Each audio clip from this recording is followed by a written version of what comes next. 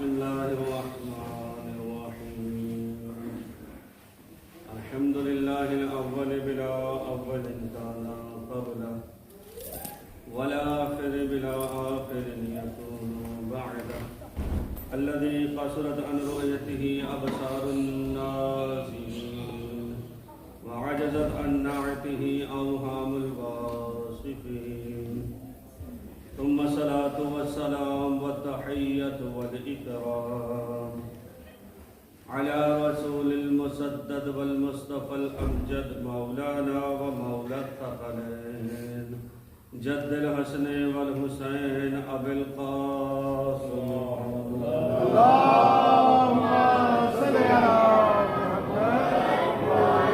الصلاة والسلام على أهل بيته الطيبين الطاهرين المعصومين ولعنة الدائمة على سائر أعدائهم أجمعين من الأزل إلى الأبد أما بعد فقد قال الحكيم في محكم كتابه المجيد وهو أصدق الصادقين وقوله الحق بسم الله الرحمن الرحيم ألف لام ميم ذلك الكتاب لا ريب فيه هدى للمتقين الذين يؤمنون بالغيب ويقيمون الصلاة ومما رزقناهم ينفقون والذين يؤمنون بما أنزل إليك وما أنزل من قبلك وبالآخرة هم يوقنون أولئك على هدى من ربهم وأولئك هم المفلحون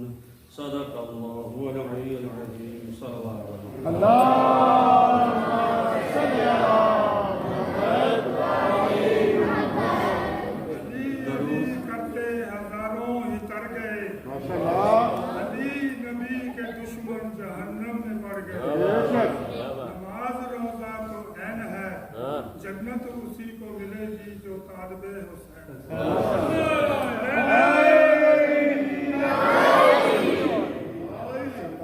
درود کا پڑھنا اتنی بڑی عبادت ہے کہ نبی معظم صلی اللہ علیہ وآلہ وسلم ارشاد فرماتے ہیں کہ جو بندہ درود کو پڑھتا ہے اللہ اس کے دل سے نفاق کو دور کرتا ہے۔ اللهم صل على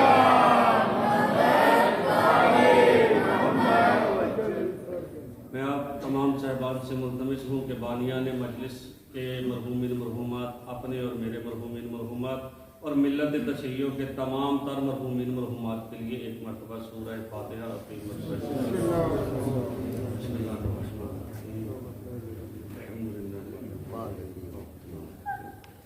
الرحیم الحمدللہ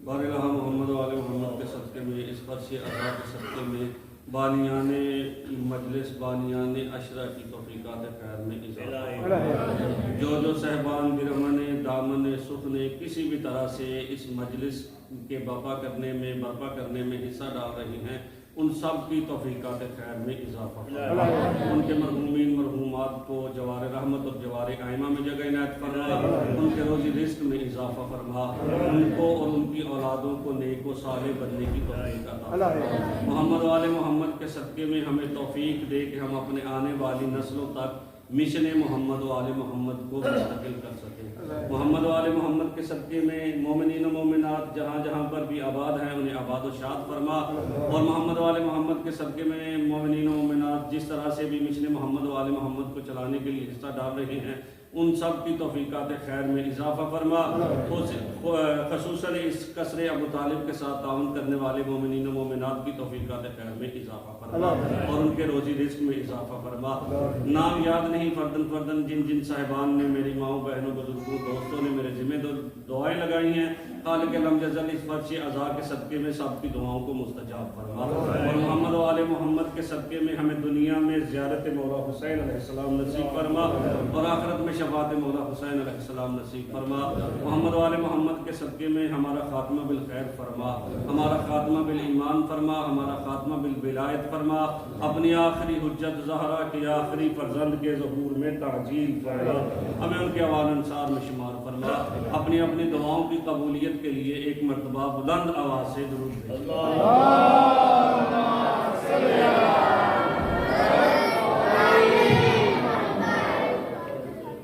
कुछ चेहरे यकीनन मेरे सामने ऐसे हैं जो कल की गुफ्तगू में मौजूद थे, जो नहीं थे, उनके लिए मैं कुछ लफ्ज़ रिपीट किए देता हूँ।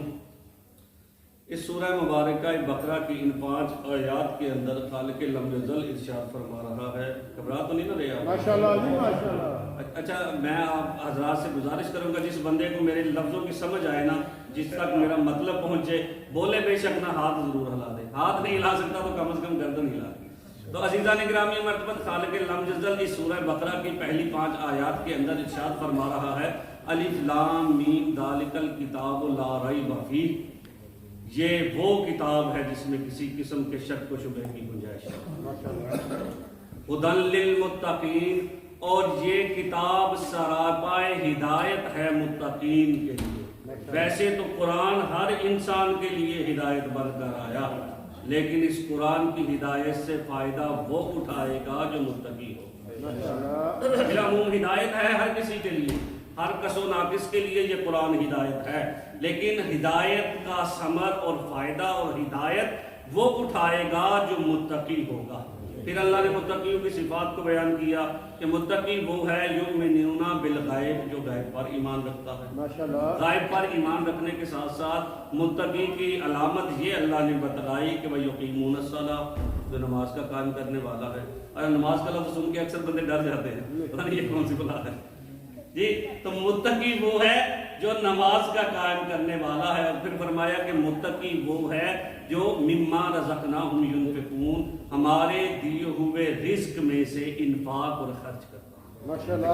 अब ये खर्च करना चाहे मजालिस के ऊपर हो, चाहे नेक कामों के ऊपर हो, चाहे यतीमों की परवरिश हो, चाहे गरीब रिश्तेदारों के साथ ताउन और मदद करना हो, किसी भी तरह से हो, कि मुत्तकी वो है जो इन्फाक करता है उस रिस्क में से जो अल्लाह ने अता किया। जो बंदा ये समझता है ना कि जो कुछ मुझे रिस्क मिल रहा है उसका अता करने वाला अल्लाह है, यकीन मानिए वो खुद इन्फाक करे। जो बंदा ये सोचे कि ये मैंने कमाया है लिहाजा मेरा है, उसे इन्फाक की तौफीक नहीं मिलती। जो बंदा समझता है कि ये जो रिस्क मेरे पास है उस खालिक लम्जल का अता करता है।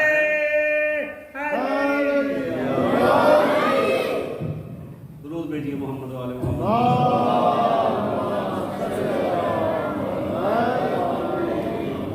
तो अज़ीज़ान गिरामी मर्तबत मुत्तकी वो है जो अल्लाह के दिए हुए रिज़्क़ में से इन्फाक करता है। और मुत्तकी की अगली अलामत रब्बे ज़ुल जलाल ने ये बतलाई कि मुत्तकी वो है जो हर उस चीज पर ईमान रखता है जो मैंने अपने हबीब पे नाज़िल किया। सिर्फ हर उस चीज पे ईमान नहीं रखता जो मैंने अपने हबीब पर नाजिल की, बल्कि हर उस चीज पर भी ईमान रखता है जो हबीब से पहले मैंने नाजिल किया। यानी वो कुरान पे भी ईमान रखता है, साहिबे कुरान पे भी ईमान रखता है, वो पैगंबर के 12 खुलफा पे भी ईमान रखता है, वो खनवादा रिसालत के ऊपर भी ईमान रखता है। मेरे लफ्जों को समझ रहे हैं ना, बोलने की कोशिश कीजिएगा।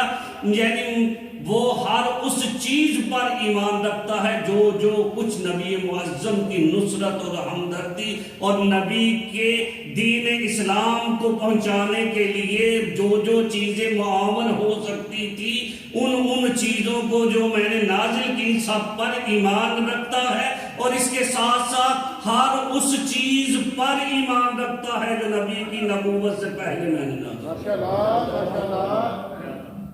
कल जुमला मैंने कहा था कि नबी से पहले नाजिल होने वाली चीजों में से अल्लाह ने 1,24,999 अंबिया जो नाजिल किए हैं उन पर भी ईमान रखता है। جو 3 کتابیں اور 100 صحیفے نازل کیے ہیں ان پر بھی ایمان رکھتا ہے. اور عزیزان گرامی مرتبت یہ مسلمہ عقیدہ ہے مذہب تشیع اثنا عشریہ کا کہ 1,24,000 انبیاء میں سے کسی ایک نبی کو بھی نہ مانے تو دائرہ اسلام سے باہر. تو متقی وہ ہے جو نبی پر نازل ہونے والی ہر چیز پہ ایمان رکھتا ہے اور پہلے جو نازل کیا گیا اس پر بھی ایمان رکھتا ہے. اور پھر اینڈ پہ اللہ نے ان ساری صفات کو بیان کرنے کے بعد بتلایا اولئک علی ھدی من ربہم، یہ وہی لوگ ہیں جنہیں رب نے اپنی طرف سے ہدایت دے دی ہے. ماشاءاللہ. اور پھر فرمایا کہ یہی لوگ کامیابی اور فلاح کو پانے والے ہیں. یعنی روز قیامت جو کامیاب ہوں گے وہ متقی ہی ہوں گے. ایسا ہرگز نہیں ہو سکتا کہ کوئی بندہ تقوی کو اختیار نہ کرے اور سوچ بیٹھے کہ اسے جنت ملے گی. اللہ فرما رہا ہے کہ میں نے تمام تر اجر جو رکھا ہے وہ متقین کے لیے رکھا ہے اور خالق لم یزل کسی کے اجر کو ضائع نہیں کرتا. بنی نوع انسان میں سے کوئی بندہ بھی کسی قسم کا کام، نیکی کا کام، سوشل ورک کرے تو اللہ اس کے اجر کو ضائع نہیں کرتا اور اسے اگر مسلم ہے تو اسے اجر روز قیامت ملے گا. اگر نان مسلم ہے یعنی ان بلیور آف اسلام ہے، اسلام کا معتقد نہیں ہے، تو اللہ اسے اسی دنیا میں اجر دے دیتا ہے کیونکہ قیامت کا مرحلہ جو ہے وہ قید ہے مسلمانوں اور متقین کے ساتھ. اور فرما رہے ہیں تو خالق لم یزل نے اس کتاب کے بارے میں کیا ارشاد فرمایا؟ لا ریب فیہ، یہ قرآن وہ کتاب ہے جس میں کسی قسم کے شک و شبہ کی گنجائش نہیں ہے. اور کل قرآن کے حوالے سے کچھ گفتگو ہماری ہوئی، اگر آپ اجازت دیں تو میں ناطق کے قرآن کی زبان سے قرآن کی جملہ میں کہہ گیا. قرآن جو بین الدفتین ہم اٹھاتے ہیں دونوں ہاتھوں کے درمیان، اس کتاب کو جو اللہ نے 30 سپاروں کی صورت میں ہمارے تک پہنچائی اپنے حبیب کے ذریعے سے، اس کتاب کو، کتاب مبین کو، اس قرآن مجید کو قرآن صامت کہا جاتا ہے. جو اس کا محافظ ہے اسے قرآن ناطق کہا جاتا ہے.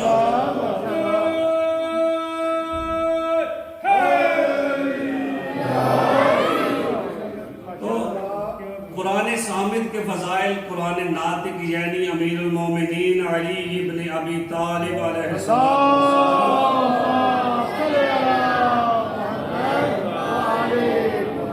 کے لمحہ مبارکہ سے نکلے ہوئے جملے آپ کی سماعت کی نظر کرنا چاہتا ہوں کہ اللہ نے قرآن کو کن عظمتوں سے نوازا ہے، اللہ نے قرآن کو کتنی فضیلتوں سے نوازا ہے، اللہ نے قرآن کا درجہ اور مقام کس قدر بلند رکھا ہے. میرے مولا فرماتے ہیں کہ وَاعْلَمُوا أَنَّ هَذَا الْقُرْآنُ هُوَ النَّاسِحُ الَّذِي لَا يَغُشُّ. مولا کائنات علی ابن ابی طالب علیہ السلام فرماتے ہیں کہ قرآن ہو، یہ قرآن وہ خیر خواہ ہے جو کبھی دھوکہ نہیں دیتا. وَاعْلَمُوا أَنَّ هَذَا الْقُرْآنُ هُوَ النَّاسِحُ الَّذِي لَا يَغُشُّ وَالْهَادِ الَّذِي لَا يُضِلُّ وَالْمُحَدِّثُ الَّذِي لَا يَكْذِبُ. مولا متقیان فرما رہے ہیں کہ قرآن ایسا کتاب ہے، ایسی کتاب اور ایسا خیر خواہ ہے جو کبھی دھوکہ نہیں دیتا، اور ایسا ہادی ہے جو کبھی گمراہ نہیں کرتا، اور ایسا خطیب ہے قرآن کے کبھی جھوٹ نہیں بولتا. مولا کے فرمان پہ ذرا توجہ کرنے کی کوشش کیجیے گا آپ صاحبان کہ اللہ نے قرآن کو کن عظمتوں سے نوازا ہے. مولا فرما رہے ہیں کہ قرآن ایسا نصیحت کرنے والا ہے، قرآن ایسا ہدایت کرنے والا ہے جو کسی کو دھوکے میں نہیں رکھتا. مولا کے اس فرمان سے بات سمجھ آ جانی چاہیے، دنیا میں کچھ ایسے بھی نصیحت کرنے والے ہیں جو اپنے ماننے والوں کو دھوکے میں رکھتے ہیں اور کہتے ہیں یہ برابر ہے. جملہ میں کہہ گیا، پتہ نہیں کوئی پہنچا کہ نہیں پہنچا. کہا جاتا ہے کہ یہ برابر ہے. نہیں بابا، یہ برابر نہیں. اگر برابر ہوتے تو علی کو اللہ اتنی فضیلتیں کیوں دیتا؟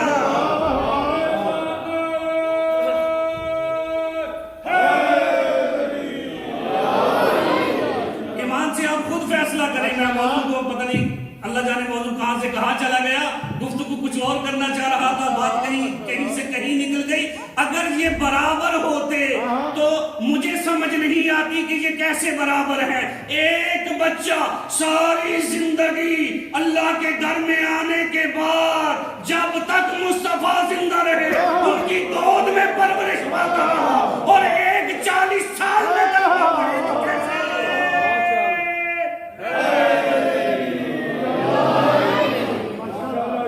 سارے ہدایت کرنے والے برابر نہیں ہیں عزیزان گرامی. اللہ نے جی حاجی صاحب نے کہہ دیا جو کہہ دیا، میں یہ گستاخی نہیں کروں گا. عزیزان گرامی مرتبہ اللہ نے ہر ہادی کو ایک خاص مقام دے رکھا ہے، اور قرآن وہ ہادی ہے جو نصیحت چاہنے والے کو، جسے قرآن نصیحت کرتا ہے قرآن اسے دھوکہ نہیں دیتا. اور پھر فرمایا کہ قرآن ایسا ہادی ہے جو گمراہ نہیں کرتا، اور ایسا خطیب ہے جو جھوٹ نہیں بولتا. پتہ چلا منبر پہ پہلے زمانے میں بھی آج بھی کچھ ایسے خطیب بیٹھتے ہیں جو جھوٹ اور کنایے سے کام لیتے ہیں. نعرہ تکبیر، نعرہ رسالت،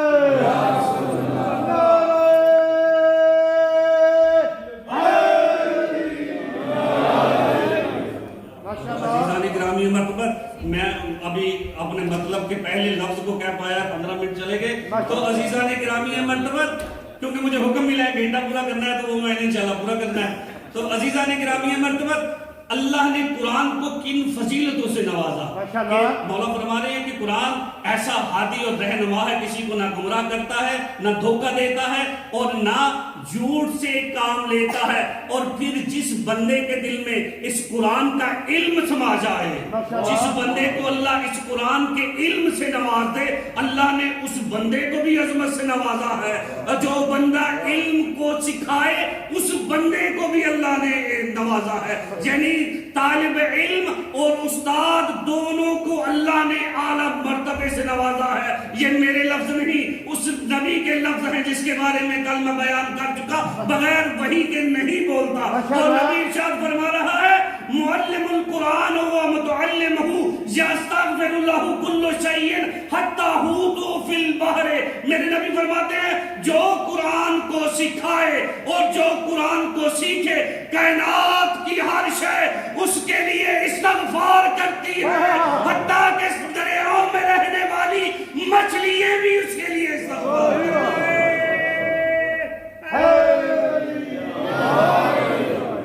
مولا آپ کو سلامت رکھے، آپ کی سماعتوں کے کیا کہنے کہ مولا فرما رہے دیکھیے عظمت قرآن کو سمجھنے کی ضرورت ہے. وارثان قرآن کا تذکرہ نہیں میں کر رہا، خود کتاب کا قرآن کا تذکرہ کر رہا ہوں کہ اللہ نے اس کلام کے سیکھنے اور سکھانے میں اتنا اجر رکھا ہے کہ کائنات کا ذرہ ذرہ کل شیء یستغفر اللہ، ہر شے اس بندے کے لیے، ہر شے میں جس چیز کو آپ لے کے آنا چاہیے، اس میں نباتات بھی ہیں، حیوانات بھی ہیں، جمادات بھی ہیں، آسمانوں کی مخلوقیں بھی ہیں، زمینوں کی مخلوقیں بھی ہیں، گونگے بھی ہیں، بولنے والے بھی ہیں، سب کچھ اس میں شامل ہے. کہا کائنات کی ہر شے کے ساتھ ساتھ وہ مچھلیاں جو سمندر دریاؤں کی تہوں میں رہتی ہیں وہ بھی اس بندے کے لیے استغفار کرتی ہیں جو قرآن سیکھتا اور سکھاتا ہے. عزیزان گرامی مرتبہ قرآن کو سیکھنے کی اور سکھانے کی ضرورت ہے. جنہیں آتا ہے وہ دوسروں کو سکھائے، جنہیں نہیں آتا وہ کسی سے سیکھ لے، کیونکہ قرآن وہ کتاب ہے جس کے بارے میں میرے نبی کا فرمان ہے، اگلے جملوں میں جا کے پڑھوں گا، اگر کسی کے پاس قرآن کا علم ہو نا دل میں تو اللہ اس دل میں عذاب نازل نہیں کرے گا. آپ کی توجہ کا طالب ہوں، قرآن کو اللہ نے بڑی عظمتوں سے نوازا ہے. اور پھر اس قرآن کے حوالے سے کچھ جملے اور پھر انشاءاللہ گفتگو کو اپنے دوسرے مرحلے کی طرف لے جاؤں گا. قرآن کے بارے میں میرے نبی حضرت محمد مصطفیٰ صلی اللہ علیہ وسلم ارشاد فرماتے ہیں کہ القرآن افضل کل شیء من دون اللہ. قرآن ہر شے سے افضل ہے ما سوائے خدا کی ذات. عزیزان گرامی مرحبت، انتہائی آہستگی کے ساتھ سمجھا کے مطلب بیان کرنا چاہ رہا ہوں. نبی فرماتے ہیں کہ القرآن افضل کل شیء دون اللہ. قرآن ہر شے سے افضل ہے ما سوائے اس خالق لم یزل کے. فمن وقر القرآن فقد وقر اللہ. جس نے قرآن کی عزت کی اس نے اللہ کی عزت. ماشاءاللہ. شاید جملہ میں سمجھا نہیں پایا. جس نے قرآن کا احترام اور عزت کی گویا اس نے خالق لم یزل کی عزت اور احترام کیا. اور میرے نبی نے فرمایا وَمَن لَمْ يُوَقِّرِ الْقُرْآنَ فَقَدْ اسْتَخَفَّ بِحُرْمَتِ اللَّهِ. جس نے قرآن کو عزت نہ دی معاذ اللہ اس نے اللہ کی شان میں گستاخی کی. قرآن کی عظمت کو سمجھنے کی ضرورت ہے کہ اللہ نے یہ کیسی کتاب نازل کی ہے. میرے نبی فرما رہے ہیں کہ جس نے قرآن کی عزت کی گویا اس نے اللہ کی عزت کی. اب آپ کی سماعتوں کا امتحان لینے جا رہا ہوں میں. اللہ کے نبی نے فرمایا جس نے قرآن کی عزت کی اس نے اللہ کی عزت کی. جس نے قرآن کی توقیر اور عزت نہ کی معاذ اللہ اس نے اللہ کی شان میں گستاخی کی. عزیزان گرامی مرتبت، اب یہ گستاخی جہاں پر بھی ہو اللہ کی شان میں گستاخی ہوگی. یہ حضر میں ہو، سفر میں ہو یا صفین کے میدان. عزیزان گرامی مرتبت، جنہوں نے نیزوں پہ قرآن بلند کیا تھا گویا انہوں نے خدائے لم یزل وحدہ لا شریک کی شان میں گستاخی کی تھی. اور اللہ کی شان میں جو گستاخی کرے گا بھلا اللہ اسے کیسے معاف کر سکتا ہے؟ تو اللہ نے اس قرآن کو اتنی عظمتوں سے نوازا ہے. اور عزیزان گرامی مرتبت، یہ قرآن اس بندے کو فائدہ دے سکتا ہے جس کے دل میں وارثان قرآن کی محبت. قرآن سے اگر کوئی بندہ استفادہ، فائدہ اور کسی قسم کا بینیفٹ چاہتا ہے تو اسے ان ہستیوں سے محبت کرنی پڑے گی جو وارثان قرآن ہے. عزیزان گرامی مرتبت، یہ میرے اور آپ کے لفظ نہیں ہے، پاک پیغمبر کی زبان سے نکلے ہوئے لفظ ہے. القرآن مع العلی وعلی مع القرآن.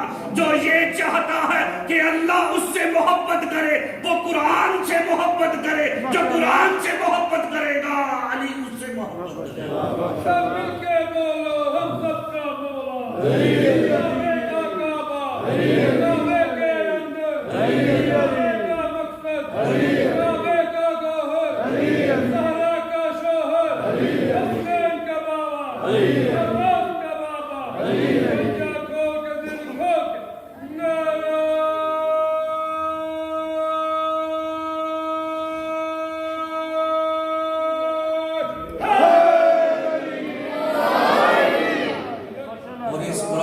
فضیلت اور عظمت کی انتہا دیکھیے کہ جب گھر سے والدین بچے کو تیار کر کے بھیجتے ہیں نا کہ جاؤ مسجد کے لیے چلے جاؤ جا کے قرآن کا علم سیکھو، تو خالق لم یزل نبی معظم کی فرمان کی روشنی میں خالق لم یزل اس بندے کو جو اپنے بچے کو یا اس خاتون کو یا ان والدین کو جو بچے کو قرآن کا علم حاصل کرنے کے لیے کسی جگہ بھیجتے ہیں، خالق لم یزل روز قیامت ایسا تاج پہنائے گا جس کی مثال دنیا میں نہیں ہے.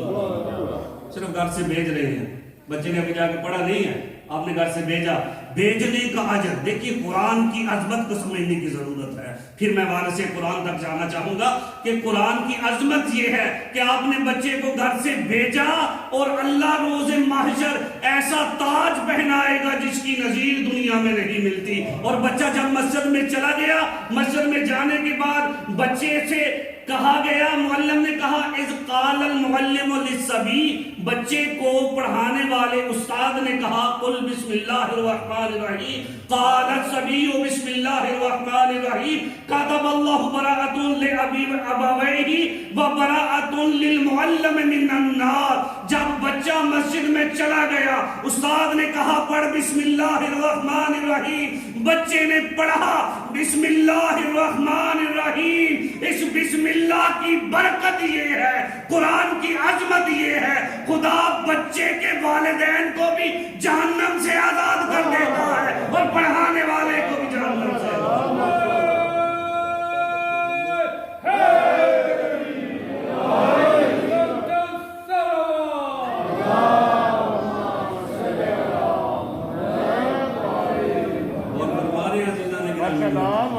اللہ نے اس قرآن کو کتنی عظمتیں دے رکھی ہیں، اور جو بندہ اتنی ساری عظمتوں کی حامل کتاب کی تعلیم سے بہرہ مند نہ ہو سکے، جسے پڑھنے کی یا پڑھانے کی توفیق نہ ہو، تو وہ کسی اور سے گلہ نہ کرے، خود کو کوسے کہ میں اتنے بڑے اجر سے کیوں محروم رہ گیا۔ تو عزیزان گرامی مرتبت، قرآن وہ کتاب ہے کہ جسے اللہ نے عجیب و غریب معجزوں سے، عجیب و غریب انعامات سے نوازا ہے، فضیلتوں سے نوازا ہے۔ میرے نبی ارشاد فرماتے ہیں لا يعذب اللہ قلبا اسکنہ القرآن، خدا اس دل کو ہرگز عذاب نہیں دے گا جس دل میں قرآن کا علم ہو۔ عزیزان گرامی مرتبت، اصغر بھائی سے لے کے ہر بندہ میری طرف متوجہ رہیے گا، جس دل میں قرآن ہو، جو کہ صامت کتاب ہے، جو قرآن صامت ہے، اس میں اگر اس کا علم ہو تو اللہ عذاب نہیں دیتا، اور جو قرآن ناطق کا چاہنے والا ہو اللہ اسے کیسے عذاب دے گا؟ نعرہ تکبیر، نعرہ رسالت، نعرہ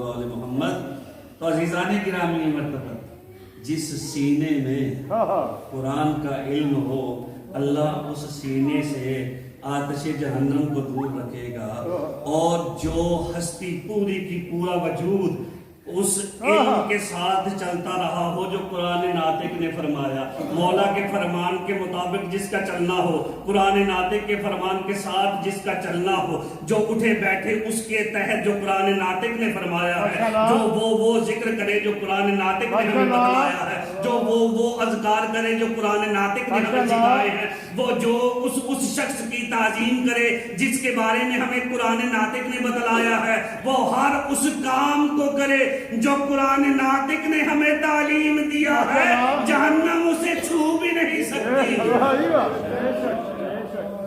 اور عزیزان گرامی مرتبت، یہ گفتگو کا پہلا مرحلہ تھا کہ اللہ نے فرمایا ذالک الکتاب لا ریب فیہ، یہ وہ کتاب ہے جس میں شک و شبہ کی گنجائش ہے۔ اور پھر کیا فرمایا؟ ہدن للمتقین، ہدن، یہ کتاب ہدایت ہے۔ اللہ کا کلام، یہ کلام مجید، یہ قرآن مجید ہدایت ہے۔ کیوں نہ قرآن سے پوچھے بتا دو کس طرح ہدایت ہے۔ آئیے مل کے قرآن سے پوچھتے ہیں کہ اے اللہ کی کتاب ہمیں بتلا تو کیسے ہدایت کرتی ہے؟ تو سورہ اسراء کے اندر آپ کو یہ آیت ملے گی، اور قرآن ببانگ دوہل کہہ رہا ہے ان ھذا القرآن للتی ہی اقوم، قرآن وہ کتاب ہے جو صراط مستقیم کی طرف ہدایت کرتی ہے۔ قرآن وہ کتاب ہے جو صراط مستقیم کی طرف ہدایت کرتی ہے۔ اور جب وارثان قرآن سے یعنی امام جعفر صادق علیہ السلام پوچھا گیا یا ابن رسول اللہ مل مراد من الصراط المستقیم، تو تو میرے مولا امام صادق نے جواب میں ارشاد فرمایا نحن صراط المستقیم، ہم محمد و آل محمد صراط المستقیم۔ اور عزیزان گرامی مرحبت، قرآن کا آغاز جہاں سے ہو رہا ہے سورہ مبارکہ الحمد، اسی کے اندر ہم آیت پڑھتے ہیں اہدنا الصراط المستقیم، اے خالق لفظل ہمیں سیدھی راہ پہ باقی رکھ۔ یہ نہیں کہتے کہ سیدھی راہ دکھا، راہ وہ دیکھے جسے پتہ نہیں ہے، ہمیں تو اللہ نے بتا دیا کہ سیدھی راہ کون سی۔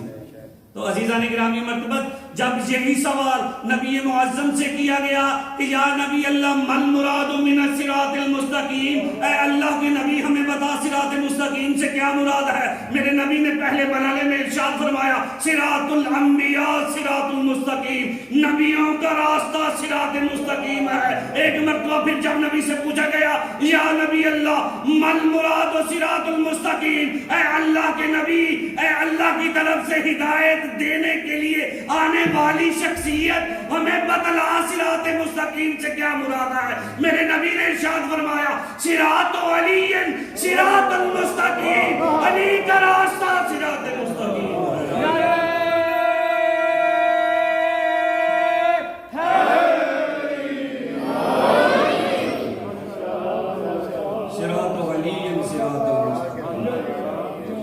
علی کا راستہ صراط مستقیم ہے۔ اور اس بدبخت نے جو اللہ کی بارگاہ سے نکالا گیا تھا اس نے کیا کہا تھا؟ عزیزان گرامی مرحبت، اگر لفظ اذہان میں ہے تو میرے لیے آسانی ہوگی، جب اللہ نے اسے اپنی بارگاہ سے نکالنا چاہا نا، جب حضرت آدم علیہ السلام کو خالق نے خلق فرما لیا اور کہا کہ میں نے اپنا ایک خلیفہ بنایا ہے، فرشتوں سے خطاب کر کے کہا کہ جب میں اس میں روح پھونک دوں تو تم سارے کے سارے سجدے میں جھک جانا، سارے کے سارے فرشتوں نے سجدہ کیا الا ابلیس ابا واستکبر وکان من الکافرین، اس نے تکبر کا مظاہرہ کرتے ہوئے کہا کہ میں اس سے افضل ہوں اور وہ مفضول ہے، تو نے مجھے آگ سے پیدا کیا ہے اور اسے مٹی سے پیدا کیا ہے، یہ بدلا افضل مفضول کو سجدہ کیسے کر سکتا ہے؟ میرے اللہ نے جب اس کی اس گفتگو کو سنا تو پھر اس نے یہ کہا میرے اللہ اس ایک سجدے کی چھوٹ دے دے، باقی جتنے مرضی سجدے کروا دے۔ رب کی طرف سے آواز آئی مجھے عبادت وہ چاہیے جو مجھے اللہ کی مرضی کی، عبادت وہ چاہیے جو مجھے اللہ کی مرضی ہے۔ اور اس لائن نے وہ ایک سجدہ نہ کیا اور رب ذوالجلال کی بارگاہ سے اسے دھدکار دیا گیا، نکال دیا گیا۔ اور عزیزان گرامی مرتبت جب اسے نکالا جانے لگا نا رب ذوالجلال کی بارگاہ سے، شیطان ہے تو بڑا چلاک، اس کے چیلے بھی ماشاءاللہ الہ ماشاءاللہ بڑے چلاک، کام نہیں ہے اس واسطے۔ تو عزیزان گرامی مرتبت جب اسے نکالا جانے لگا نا، آپ کو پتہ ہے شیطان نے کتنی اللہ کی عبادت کی تھی؟ روایت کے اندر لفظ ملتے ہیں کہ کائنات کا ذرہ ذرہ اس کی عبادت کے ذریعے سے، یعنی اس نے کائنات کے ذرے ذرے پر خالق کو سجدہ کیا، کوئی جگہ نہیں چھوڑی، اتنے سجدے کیے، لیکن ایک وہ سجدہ جو اللہ کی مرضی سے نہیں کیا، شیطان عزازیل سے ابلیس بن گیا۔ بات سمجھنے کی کوشش کیجئے موالیان حیدر کرار، جو اللہ کی مرضی پہ ایک سجدہ نہ کرے اللہ اسے دربار سے نکال دیتا ہے۔ ارے وہ کیسا محب علی ہے جس کی زندگی کی نمازیں قضا ہو جائیں۔ عزیزان گرامی، ایک سجدہ نہ کرنے کی وجہ سے بارگاہ سے نکالا جا سکتا ہے، اور چہ جائے کہ علی کا چاہنے والا ہو اور اس کی نماز قضا ہو جائے۔ اور عزیزان گرامی مرتبت تھا بڑا چلا، جب بارگاہ رب ذوالجلال سے اسے نکالا جانے لگا، نکالنے کا حکم دے دیا گیا، تو اپنے رب کی بارگاہ میں کہتا ہے کہ میرے اللہ تو عادل ہے اور کسی کے اجر کو ضائع نہیں ہونے دیتا، میں نے جو اتنے سال تیری عبادت کی ہے مجھے بھی اس کا اجر چاہیے۔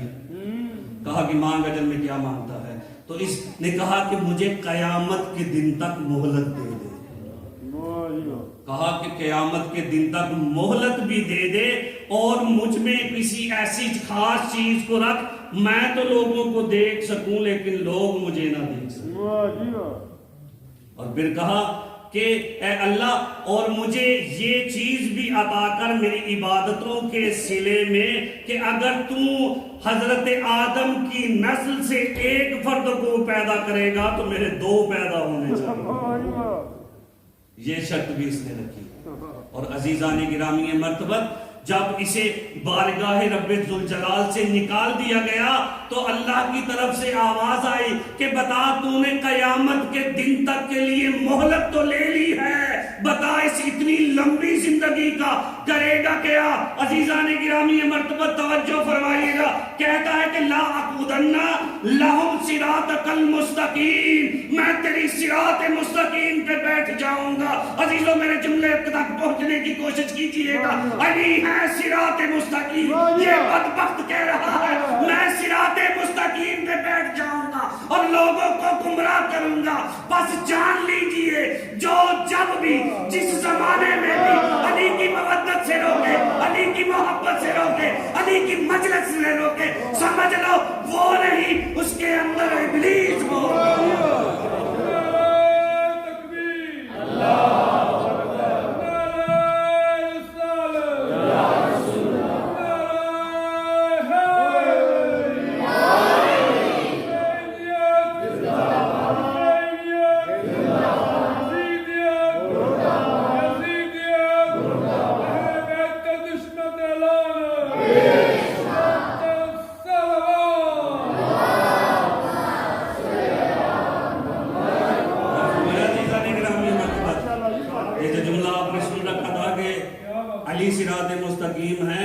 شیطان سے ڈرنے کی ضرورت صرف علی والوں کو ہے, باقی تو اس کے قبضے میں ہے. یہ میرے لفظ نہیں ہے عزیزان گرامی مرتبہ, یقین مانیے یہ جملہ میں منو ان جامعہ الابا میں پڑھ کے آیا ہوں. جب میں نے یہ لفظ پڑھے نا کہ علی صراط مستقیم ہے اور شیطان صراط مستقیم پہ بیٹھے گا, میں شش و پنجے میں تھا کہ اگر میں یہ جملہ کہہ دوں کہ علی والوں کو فقط شیطان سے ڈرنے کی گھبرانے کی ضرورت ہے باقیوں سے نہیں, تو میں نے تفسیر نور الثقلین کے اندر مولا کی بیان کی ہوئی اس حدیث کو جب پڑھا تو میرا دل مطمئن ہو گیا کہ میں جس طرف جا رہا تھا بالکل صحیح جا رہا ہوں. میں نے امام جعفر صادق علیہ السلام کا یہ فرمان پڑھا کہ امام اپنے صحابی ابو بصیر سے مخاطب ہو کے کہہ رہے ہیں, ابو بصیر راوی ہیں اور زریرہ سے مخاطب ہو کے کہہ رہے ہیں اے زریرہ اللہ کا جو یہ فرمان ہے قرآن کے اندر کہ شیطان صراط مستقیم پہ بیٹھے گا, اس سے بچنے کی ضرورت زریرہ تمہیں ہے کیونکہ تم علی والے ہو.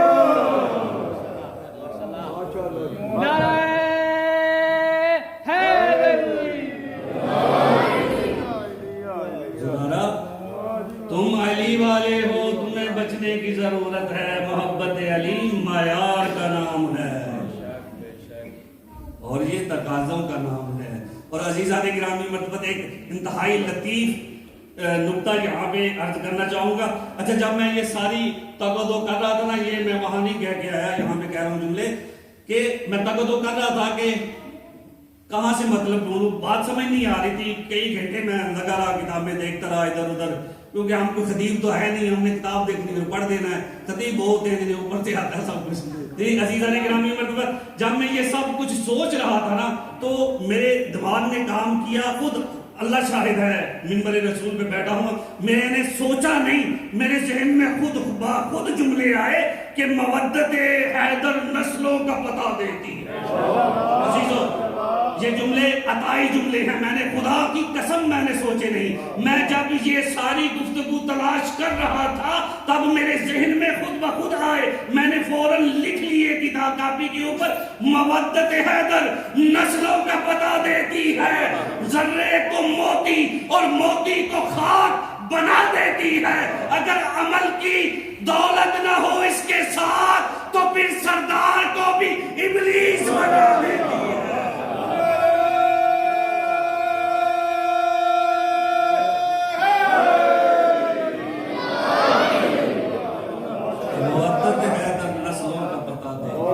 عطائی جملے ہیں, جو لوگ کہتے ہیں نا عطائی, یہ وہ والے عطائی جملے ہیں. یقین مانی بالکل میرا ذہن نہیں تھا کوئی لکھنے کا, بس تلاش کرتے کرتے ذہن میں لفظ آ گئے کہ مودت حیدر نسلوں کا پتہ دیتی ہے. ذرے کو موتی اور موتی کو خاک بنا دیتی ہے. اگر عمل کی دولت نہ ہو اس کے ساتھ تو پھر سردار کو بھی ابلیس بنا دیتی ہے.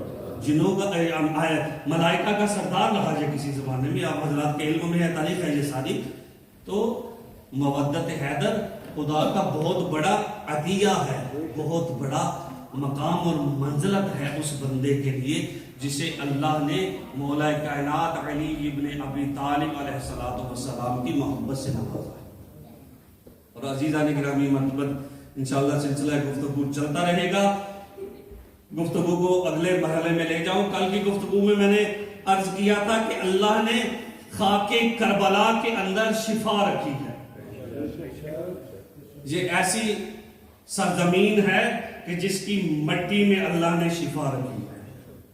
ایک دو واقعات آپ حضرات کی سماعتوں کی نظر کرنا چاہتا ہوں کہ اللہ نے کس طرح اس مٹی کے اندر شفا رکھی ہے. عزیزان گرامی مرتبت ایک واقعہ میں نے پڑھا کربلا کی تاریخ کے اندر کہ جب یہ زمانہ تھا کہ لوگ بحری جہازوں میں سفر کیا کرتے تھے. ایک بحری جہاز جا رہا تھا عراق سے یا کسی ملک سے ہمارے پاک و ہند کی طرف. تو جاتے ہوئے جب جہاز جا رہا تھا نا تو سمندر کے اندر طغیانی آ گئے، سمندر کی لہریں بکھر گئی.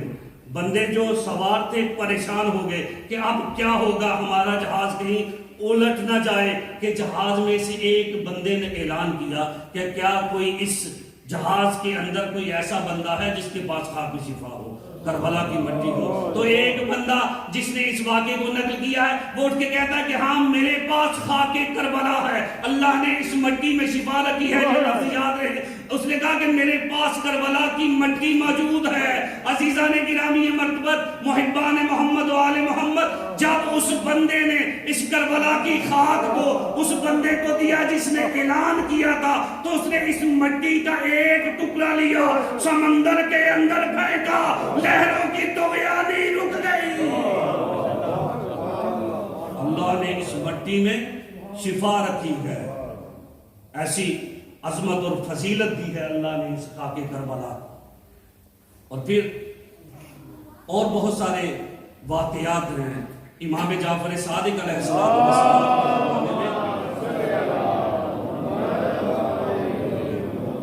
مولانا صادق کے زمانے میں ایک خاتون فوت ہو گئی جو فعل حرام کو انجام دیا کرتی تھی، اور لوگوں نے چاہا کہ اس خاتون کو دفن کر دے، لیکن جہاں پہ قبر کھودے قبر اسے قبول نہیں کر رہی، قبر خود نہیں رہی.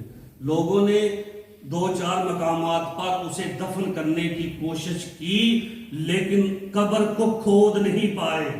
پھر لوگ امام صادق علیہ السلام کے پاس آئے اور کہا کہ اگر کسی کے پاس میرے جد حسین کی قبر کی مٹی ہے، اس مٹی کو زمین پہ پھینک کے پھر قبر کھودو، اس کی قبر کھد جائے گی. اور صاحب کتاب کہتے ہیں جب ایسا کیا گیا تو اللہ نے اس کی قبر کی کھدائی کا اہتمام کر دیا. اللہ نے خاک شفا کے اندر، خاک کربلا کے اندر شفا رکھی ہے. اور اسی طرح واقعات کے اندر ملتا ہے کہ ہمیں تبرہ کرنا کس نے سکھایا. ایک تو اس خاک میں شفا ہے، دوسرا ہمارے مذہب تشیع کی اساس و بنیاد ہے تولا اور تبرہ. تولا یعنی مودت محمد و آل محمد علیہ السلام اور ہر اس بندے سے محبت جو ان کا چاہنے والا ہے. تبرہ یعنی بیان کرنے کی ضرورت نہیں، آپ ماشاءاللہ سارے پڑھے لکھے حضرات ہیں. یعنی تبرہ کرنا کس نے سکھایا؟ ایک روایت آپ کی سماعتوں کی نظر کرنے جا رہا ہوں کہ تبرہ کتنی بڑی عبادت ہے اور کس طرح سے مشکلوں کو حل کرتا ہے. آپ کے سامنے یہ ذکر کرنے والا ہوں. حضرت نوح علیہ السلام نے ایک کشتی بنائی تھی، آپ کے زمان میں ہوگا. جب انہوں نے کشتی بنا لی نا تو کچھ لوگ، کچھ افراد اس کشتی میں سوار ہوئے. ان افراد کے علاوہ ان کا ایک بیٹا بھی تھا. انہوں نے اپنے بیٹے سے کہا، قرآن کے لفظ ہے کہ یا بنی ارکب معنا ولا تکن من الکافرین، اے بیٹا ہمارے ساتھ آ جا اور کافروں میں سے نہ بن. پتہ چلا اگرچہ نبی کا بیٹا ہی کیوں نہ ہو، نبی کی بات نہ مانے تو دائرہ اسلام سے نکل جاتا ہے۔ اللہ جانے صاحبان کہاں پہ دیکھ رہے ہیں، پتہ نہیں میں تھک گیا ہوں کہ یہ تھک گئے ہیں۔ عزیزان اکرامی مرتبت، نبی نوح علیہ السلام نے کشتی بنائی، اس کشتی میں انہوں نے ساری دنیا کا چکر کاٹا، ساری دنیا میں گھومے، لیکن کہیں پہ کسی جگہ پہ بھی کشتی کو کوئی مشکل نہ آئی۔ جب سرزمین کربلا پہ وہ کشتی آئی، نبی نوح کی کشتی نے ڈولنا شروع کیا، جبرائیل کو آواز دی، جبرائیل آئے اور بتایا کہ یہ وہ سرزمین ہے جہاں پہ آخری نبی کا نواسہ ذبح کیا جائے گا۔ جبرائیل نے جب یہ بتایا تو نبی نوح نے پوچھا کون بدبخت ہے وہ شخص جو آخری نبی کے نواسے کو قتل کرے گا، اللہ اس پہ لعنت کرے۔ جبرائیل نے بھی لعنت کی، جناب نوح نے لعنت کی، 4 مرتبہ لعنت کی، کہا کہ اس بدبخت پہ لعنت جو نبی کے نواسے کو قتل کرے گا۔ پتہ چلا لعنت کرنے سے نبیوں کی بھی مشکلیں کٹ جاتی ہیں۔ تعلیم عالم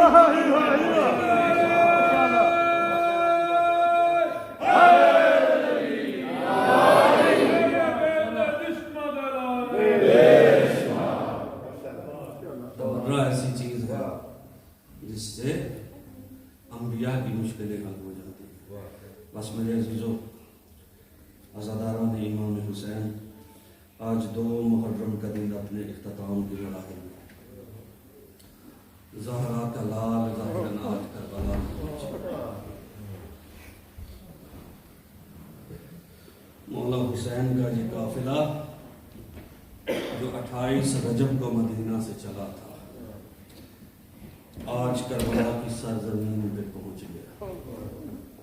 بس عزادارو، آپ متوجہ ہو گئے، مالک آپ کو غم حسین کے سوا کوئی غم نہ دے اور بے اولاد جولیوں کو آباد فرمائے۔ عزادارو، زہرا کا لال کربلا تک پہنچنے سے پہلے مختلف مقامات پر گھومتا رہا۔ کبھی زہرا کا لال مدینہ سے چلا تو مکہ میں حج کے لیے رکا، جب مکہ سے چلا تو ایک مقام پہ رکا جہاں پہ مولا نے جھک کر خود اپنی فوج کو بھی پانی پلایا، اور جب اور ان تک پہنچا تو ان کی فوج کو بھی پانی پلایا۔ 2 کے مسائل پڑھنے سے پہلے عزاداران مظلوم کربلا، میں آپ کو بتاؤں، جب حسین کی نانی جناب ختیجہ دنیا سے گئی نا، تو بی بی ختیجہ نے پیغمبر سے 2 چیزوں کا سوال کیا۔ کہا یا نبی اللہ، جب میں دنیا چھوڑ کے چلی جاؤں تو مجھے اپنی ردا سے کفن دینا، اپنی عبا سے کفن دینا، اور دوسری چیز یہ ہے کہ جب تک آپ زندہ رہے میری بیٹی زہرا کو کوئی تکلیف نہ ہو۔ اجرکم اللہ۔ عزادارو، نبی کی اس زوجہ نے 2 چیزیں مانگی تھی پیغمبر سے، جب تک نبی زندہ رہے نبی کی بیٹی زہرا پہ کسی نے کوئی ستم نہ کیا۔ ادھر نبی کا جانا تھا کہ بی بی پہ مظالم کے پہاڑ اتارے گئے، بی بی پہ مظالم کے پہاڑ گرائے گئے۔ عزادارو، عام طور پہ پڑھا جاتا نا، خطبہ یہی جملہ پڑھتے ہیں کہ کائنات کا سب سے مظلوم جو ہے وہ مظلوم حسین ہے۔ نہ عزادارو، ذرا غور کرے تو آپ کو پتا چلے کائنات کا مظلوم حسین نہیں بلکہ حسین کا بابا علی ہے۔ عزادارو، مقتل میں جب تک، کربلا میں جب تک حسین زندہ رہے کوئی بھی لعین خیام تک نہ گیا، لیکن علی محجوب تھے، در زہرا کو گرایا گیا۔ اجرکم اللہ، اجرکم اللہ۔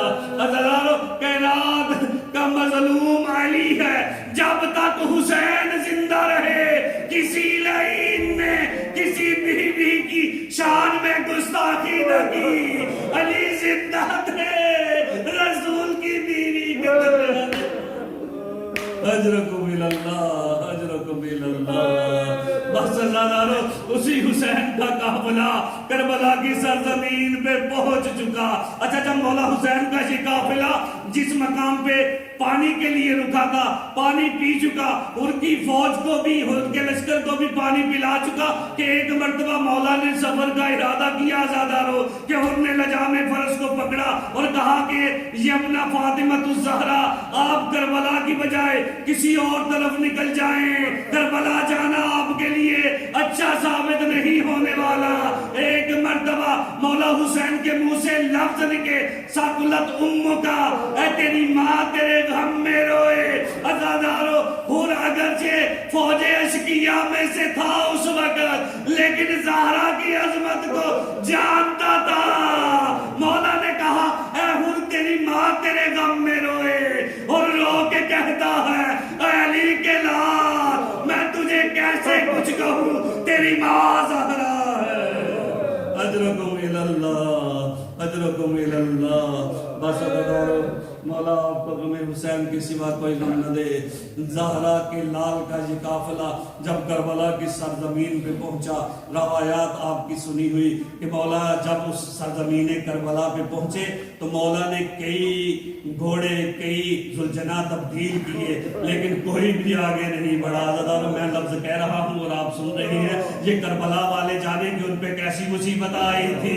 عزادارو مولا نے ایک نہیں کئی ذوالجناح تبدیل کیے، لیکن کوئی بھی آگے نہ بڑھا۔ مولا نے اپنی فوج کے سالار عباس کو بلا کے کہا عباس بھیا ذرا پتا کرو یہ کون سی سرزمین ہے۔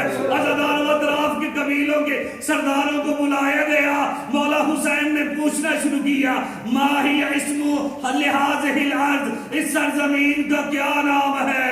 کسی نے آواز دی اسمو حاظ الارض نینوا، اس سرزمین کا نام نینوا ہے۔ مولا نے پھر سوال کو دہرایا، پھر کہیں سے جواب آیا اس سرزمین کو شط فرات کہتے ہیں کہ ایک مرتبہ مولا حسین نے جب آخری مرتبہ سوال کو دہرایا حل ہی اسم آخر لحاظ الارض، اس سرزمین کا کوئی اور نام بھی ہے، تو ایک آواز آئی اسم حاظ الارض کرب و بلا۔ بس کرب و بلا کے لفظ کا آ رہا تھا۔ مولا حسین نے اپنی فوج کے سالار سے کہا عباس بھیا خیام لگا دو، ہاں ہونا زوبیات فالونا وہاں ہونا اشیر و ارحامنا۔ عباس بھیا خیمے لگا دو، یہ وہی زمین ہے جہاں ہمارے بچوں کو جمع کیا جائے گا، یہ وہی سرزمین ہے جہاں ہماری مستورات کی ردائیں لوٹی جائیں گی۔ الا لعنت اللہ علی القوم الظالمین وسيعلم الذين ظلموا أيهم منقلب ينقلبون۔ ماتم حسین۔